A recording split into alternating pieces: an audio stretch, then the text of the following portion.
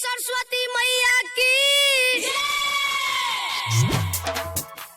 माई के पंडाल में लगा दे फुलावा। डीजे अखिलेश लौखान।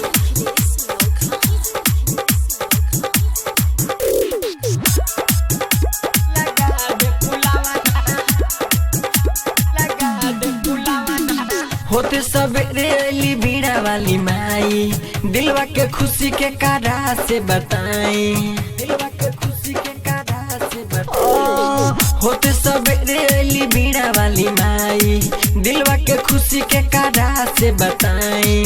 कहाँ गोइलाउरी के हु सब के जगावना, माई के पंडाल में लगा दे फुलावना।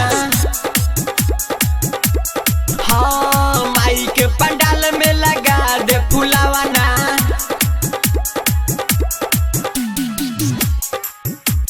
माई के पंडाल में लगा दे फुलावना। डीजे अखिलेश लौखान।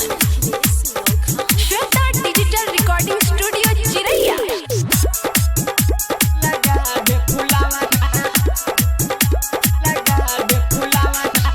साल भर पयाइली बीड़ा वाली माई, सबके है मानवा के देली हारा साई, देली हारा साई। हाँ, साल भर पयाइली बीड़ा वाली माई, सबके है मानवा के देली हारा साई।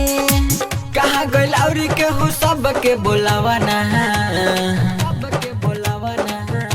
माई के पंडाल में लगा दे फुलावना।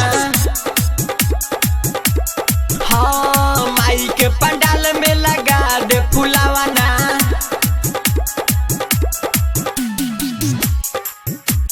माई के पंडाल में लगा दे फुलावना। DJ Akhilesh Laukhan. Shweta digital recording studio Chiraiya. लगा दे फुलावना, लगा दे फुलावना।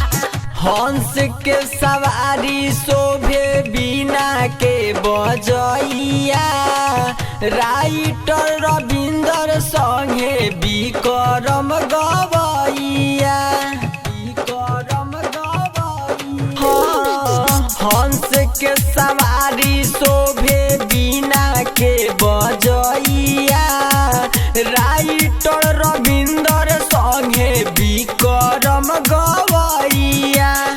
मिठू मदन के भगिया जगावना, भगिया जगावना।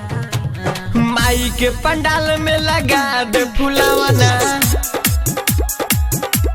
हाँ, माई के पंडाल में लगा दे फुलावना।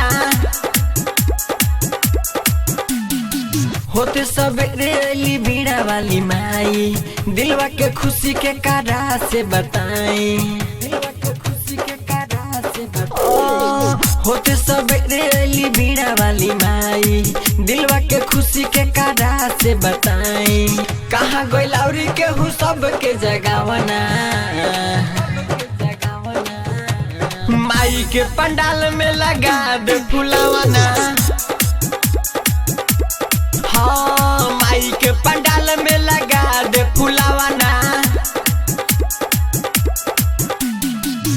Shweta digital recording studio